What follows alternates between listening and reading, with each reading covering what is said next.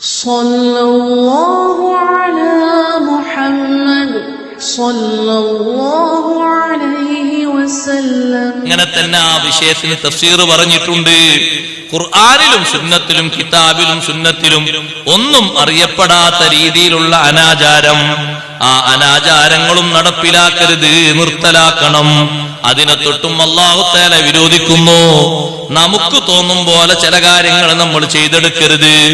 ശരീഅത്തിന് അനുകൂലമാണോ എങ്കിൽ മാത്രം അത് സമ്മതിച്ചേക്കുക.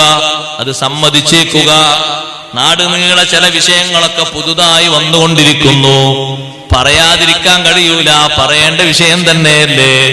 സുബ്ഹാനല്ലാഹ്, ഏതെങ്കിലും ഒരു സ്ഥലത്ത് ഇപ്പൊ എന്റെ വീട്ടില് എന്റെ മകൾക്കാണ് കല്യാണം ഉറപ്പിച്ച് റെഡിയാക്കുന്നത് എങ്കിൽ ആ കുട്ടിക്ക് മുഴുവനും അന്യപുരുഷന്മാര് കേക്ക് മുറിച്ചുകൊണ്ട്, മിഠായി മുറിച്ചുകൊണ്ട് വായിലേക്ക് വെച്ചു കൊടുക്കുന്നത് തീർത്തും അനാചാരമാണ്, ഹറാമാണ്, അനുവദനീയമല്ല. കുറച്ച് പെണ്ണുങ്ങള് ഭാര്യ വീട്ടിൽ നിന്നും മറ്റും വന്ന് സന്തോഷത്തിന് എന്തെങ്കിലും മധുരം കൊടുക്കും പോലെയല്ല ഇത്. ലക്ഷക്കണക്കിന് രൂപയുടെ കേക്കും മറ്റുമായി വന്ന് ഓരോരുത്തരും വായിലേക്ക് വെച്ചു കൊടുക്കുന്ന, ഒപ്പം നിന്നുകൊണ്ട് ഫോട്ടോക്ക് പോസ്റ്റ് ചെയ്യുന്ന, ഷെയ്ക്ക് ഹാൻഡ് കൊടുക്കുന്ന സ്വഭാവം, സഹോദരങ്ങളെ, ആരാണതുണ്ടാക്കിയത്? ഏത് പാശ്ചാത്യനാണ് ആ സംസ്കാരം നാട്ടിലേക്ക് കൊണ്ടുവന്നത്? നഊദു ബില്ലാഹ്. മുസ്ലിമിന്റെ കല്യാണത്തിനോടനുബന്ധിച്ച് നടപ്പിലാക്കേണ്ട ഒന്നല്ല. പിന്നെയും പറയട്ടെ, മുസ്ലിമിന്റെ കല്യാണത്തിന് പാകത്തിനുള്ള ചെലവ് മതി. അത് മൊയ്ലിയാര കല്യാണമാണെങ്കിലും ശരി, ഹാജിയാര കല്യാണമാണെങ്കിലും ശരി, നേതാവിന്റെ കല്യാണമാണെങ്കിലും ശരി. വലിയ സമ്പന്നനല്ലേ ബഹുമാനപ്പെട്ട അബ്ദുറഹ്മാൻ ബിൻ ഔഫ് റളിയല്ലാഹു അൻഹു, അവരോട് മുത്തുനബി തങ്ങൾ വലീമത്ത് കൊടുക്കാൻ പറഞ്ഞത് ഒരു ആടിനർത്തിട്ടാണ്. ഒട്ടകം എന്നുള്ള വാക്ക് നബി തങ്ങൾക്ക് കിട്ടാഞ്ഞിട്ടല്ല, പശു എന്ന വാക്ക് കിട്ടാഞ്ഞിട്ടല്ല, അതിന്റെ അറബി വീട് അറിയാഞ്ഞിട്ടല്ല. ഔലിം വലൗ ബിശാത്തിൻ, കോടിക്കണക്കിന് സ്വത്തുള്ള അബ്ദുറഹ്മാൻ ബിൻ ഔഫ് റളിയല്ലാഹു അൻഹുവിനോട് ഒരാടിനെ അറുത്തിട്ടെങ്കിലും വലീമത്ത് കൊടുക്കണം. ഇനി പോകട്ടെ, 1000-ഓ 2000-ഓ 10,000-ഓ ആൾക്കാരെ വിളിക്കേണ്ട ആളാണ് എന്ന് കൂട്ടിക്കോളൂ. എന്നാലും പറയട്ടെ, അനാവശ്യപരമായിട്ടുള്ള രൂപത്തിലുള്ള ചെലവുകളൊന്നും വേണ്ട. കൊടുക്കുന്ന വെള്ളമോ വെള്ളത്തിന് ചുരുക്കം വേണം. ഇപ്പൊ സുബ്ഹാനല്ലാഹ്, ഏതെങ്കിലും കുട്ടികൾ കളിക്കുന്ന പ്ലേ ഗ്രൗണ്ടിലേക്ക് പോയതുപോലെയാണ്. കുടിക്കാൻ കൊടുക്കുന്ന വെള്ളത്തിന് 100,000 കളറാണ്. ഒന്ന് പച്ച, ഒന്ന് മഞ്ഞ, ഒന്ന് ചുവപ്പ്, ഒന്ന് കറുപ്പ്, ഒന്ന് കാപ്പി കളറ്. എന്തെല്ലാമാണ് കാട്ടിക്കൂട്ടുന്നത്. നമ്മളൊക്കെ നിങ്ങൾ കണ്ടില്ലേ പഴയ കാലത്ത് കുടിച്ചത്? മധുരം ഉള്ള വെള്ളം, മധുരം പറ്റാത്തവർക്ക് വേറെ വെള്ളം, 2 തരത്തിലുള്ള വെള്ളം പോരെ, പാകത്തിനുള്ളത് പോരെ. എന്തിനാ സഹോദരങ്ങളെ ഇത്രയും തോന ചെലവ്? 3 ദിവസം ഭക്ഷണം കൊടുത്തില്ലേ നബി തങ്ങളെ കാലത്ത്? തങ്ങൾ കഴിക്കാൻ പോണ്ടാന്നല്ലേ പറഞ്ഞത്? പാകപ്പെടുത്താനല്ലേ നബി സല്ലല്ലാഹു അലൈഹി വസല്ലം പറഞ്ഞത്? ഒരു സ്വഹാബി വന്ന് വിളിച്ചു, ഇന്നെന്റെ വീട്ടിൽ സദ്യയുണ്ട്, തങ്ങളും സ്വഹാബിമാരും വരണമെന്ന് പറഞ്ഞു. അല്ലാഹുവിന്റെ റസൂലും സ്വഹാബിമാരും പോയി ഭക്ഷണം കഴിച്ചു വന്നു. അതേ സ്വഹാബി 2-ാം ദിവസവും വന്ന് വിളിച്ചപ്പോ നബി സല്ലല്ലാഹു അലൈഹി വസല്ലം പോയില്ല. തങ്ങൾ പറഞ്ഞു, ആവശ്യമുള്ളവരൊക്കെ പൊയ്ക്കോളൂ എന്ന് പറഞ്ഞു.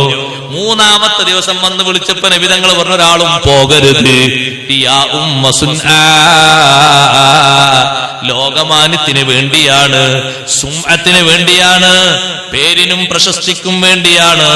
ഒരൊറ്റ കുട്ടിയും പോകരുത്. ആരാധ ആളെന്നറിയോ? സ്വഹാബിയ. നമ്മളെപ്പോലുള്ള ഏഴാങ്കൂലിയല്ല, സ്വഹാബിയാണത്. സ്വഹാബിയർക്ക് 3-ാം ദിവസത്തെ സദസ്സിനേക്കാ തങ്ങൾ പറഞ്ഞത് പോകരുത്. ആകത്തിന് മതി. പട്ടിണി പാവങ്ങൾ ചാക്ക് മറച്ചിട്ട് ഒന്നും കിട്ടാതിട്ട് എച്ചില് പെറുക്കിയിട്ട് കൂടുന്ന കുടുംബങ്ങളെ കാണാം. ഡൽഹിന്റെ പരിസരത്തൊന്ന് പോയി നോക്കി. അവിടെയാണോ ലക്ഷക്കണക്കിന് ആർഭാടം പൊടിപിടിക്കുന്നത്? ഒരു ശരീരത്തിൽ മനോരിക്കാൻ കഴിയാത്ത രീതിയിലുള്ള വൃത്തികേടാണ്. കല്യാണത്തിന് വിളിക്കപ്പെട്ട ആളുകൾ പാത്രം എടുത്തിട്ട് ചെമ്പിൽ പോയി ഭക്ഷണം കോരിയിട്ട് ഏതെങ്കിലും തെങ്ങിനോ മറ്റോ മരത്തിനോ ചാരി കഴിക്കുന്നത് ദൂഷിച്ച ഏർപ്പാട്. അതും പറഞ്ഞ മുൻകറിൽപ്പെട്ടതാണ്, ശറഅ് വിരോധിച്ച കാര്യത്തിൽ പെട്ടതാണ്. ഒരാളെ വീട്ടിലേക്ക് വിളിച്ച ആള് എത്ര വലിയ ആതിഥേയനാണെങ്കിലും ശരി, അയാളെ കയ്യിൽ ഭക്ഷണം എടുത്തിട്ട് ഈ അതിഥിന്റെ മുന്നിൽ കൊണ്ടുപോയി കൊടുക്കണം. അതാണ് ഖുർആൻ പഠിപ്പിച്ച മര്യാദ. ഹൽ അതാക ഹദീസു ളൈഫി ഇബ്രാഹിം അൽ മുക്രമീൻ ഇദ് ദഖലു അലൈഹി ഫഖാലു സലാമാ. ഇബ്രാഹിം നബി അതിഥികളെ സൽക്കരിച്ച വർത്തമാനം. എത്ര വലിയ മഹാനാണ് അവര്. കയ്യിൽ ഇങ്ങനെ പാത്രത്തിൽ ഭക്ഷണം എടുത്തിട്ടാണ് അതിഥികളെ മുന്നിൽ കൊണ്ടുപോയി വെച്ചു കൊടുത്തത് ഇബ്രാഹിം നബി അലൈഹിസ്സലാം. ആ മര്യാദയാണ് മുസ്ലിം ലോകം സ്വീകരിക്കേണ്ടത് എന്ന് ഖുർആൻ പഠിപ്പിക്കുന്നു. മറ്റേത് അനാചാരമാണ്, സ്വീകരിക്കാൻ പാടില്ല. കല്യാണവും സൽക്കാരവുമായി ബന്ധപ്പെട്ട് പറയുന്ന ഒരു അനാചാരത്തോടും സഹകരിക്കാൻ പാടില്ല. പ്രതിഷേധത്തോടെ ഭക്ഷണം കഴിക്കാതെ ഇറങ്ങിപ്പോകണം എന്നാണ് ഇബ്നു മസ്ഊദ് റളിയല്ലാഹു അൻഹു പഠിപ്പിച്ച ആശയം. ഭക്ഷണം കഴിക്കാൻ സൽക്കാരത്തിന് വിളിച്ച വീട്ടില് ഇബ്നു മസ്ഊദ് റളിയല്ലാഹു അൻഹു ചുമരിന്മേൽ ഒരു ഫോട്ടോ പതിപ്പിച്ചത് കണ്ട്, ജീവനുള്ള ജീവിയുടെ ഫോട്ടോ.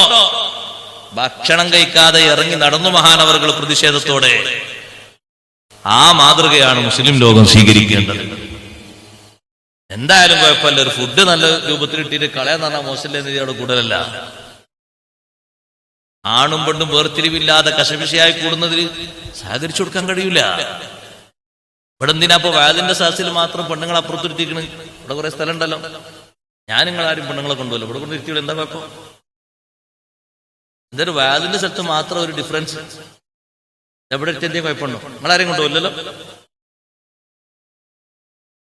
നിക്കായിലും കല്യാണത്തിനും ബാക്കിയുള്ള സംഗതികൾക്കൊക്കെ കശപിശ, കൊയമ്പി, ചക്കരച്ചോറ് ഒളമ്പിയാരെ എല്ലാം കൂടി വ്യത്യാസപ്പെടുത്താണ്ടോ? ഒക്കെ നമ്മളെ ആൾക്കാരുണ്ട്, സ്വന്തക്കാരുണ്ട്. എല്ലാരും ഇങ്ങനെ സ്വന്തക്കാരാണത്. നാട്ടിൽ മൊത്തം സ്വന്തക്കാരാ, മൊത്തം മെഹറമീങ്ങളാ. ഈ കല്യാണത്തിന് വിളിക്കുന്ന കുടുംബനാഥനെങ്കിലും ഒന്ന് ചിന്തിക്കണ്ടേ? രണ്ടും രണ്ടായി നിൽക്കാൻ സൗകര്യപ്പെടുന്ന രീതിയിലുള്ള സംവിധാനമുള്ള ഓഡിറ്റോറിയം ആകട്ടെ അല്ലാത്തതാകട്ടെ മറകളൊക്കെ പൊളിച്ച് നീക്കി അങ്ങോട്ടും ഇങ്ങോട്ടും ഒപ്പം ഇരുത്തിയിട്ട് എന്തൊരു നിയമത്തോട് വെല്ലുവിളിയാ മുസ്ലിം സമൂഹം നടത്തിക്കൊണ്ടിരിക്കുന്നത്. എങ്ങോട്ടാണ് ഈ പോക്ക്? ബേജാറല്ലേ സഹോദരങ്ങളെ? ഇത് ഈ മുൻകറാത്തുകളോടൊന്നും സഹകരിക്കാൻ കഴിയൂല, പ്രതിഷേധിക്കാനേ കഴിയൂ.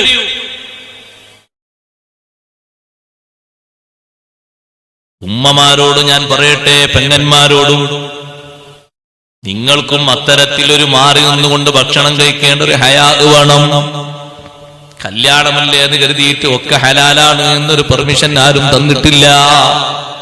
ദീനിലെ ഏറ്റവും നല്ല സ്വഭാവം ഹയാ ആണ്. ഇപ്പൊ നിങ്ങൾ കണ്ടില്ലേ, അപ്പുറത്തും ഇപ്പുറത്തും സഹോദരിമാര് മാറി നിൽക്കുന്നത്. ഇതേ രൂപത്തിൽ തന്നെ മാറി നിന്നുകൊണ്ട് ഭക്ഷണം കഴിച്ച് പിരിഞ്ഞു പോകണം. ആണുങ്ങൾക്കിടയിലേക്ക് ഇരച്ചു കയറുന്ന സ്വഭാവമോ, വന്നിരുന്നിട്ട് ആരാടാ ചോദിക്കാൻ എന്ന വെല്ലുവിളിയോ ദീനിനോട് നടത്തിക്കൂടാ. ഏറ്റവും നല്ല പെണ്ണ് ഹയാ ഉള്ള പെണ്ണാണ്. ഹയാ ഇല്ലെങ്കിൽ പിന്നതൊരു ബോഡി മാത്രമാണ്. ദീനിന്റെ ഏറ്റവും നല്ല സ്വഭാവവും ഹയാ ആണ്. ലികുല്ലി ദീനിൻ ഖുലുഖുൻ വഖുലുഖുൽ ഇസ്ലാമി ഹൽ ഹയാ. ഓരോ മതത്തിനും ഓരോ സ്വഭാവമുണ്ട്. ഇസ്ലാമിന്റെ സ്വഭാവം ഹയാ ആണ്. ആ ഹയാ എപ്പോഴും കാത്തു സൂക്ഷിക്കണം. അന്യപുരുഷന്മാരിയ്ക്കുന്നിടത്ത് ഇടകലർന്നിരിക്കുക എന്നത് ഹയാഇനെതിരാണ്.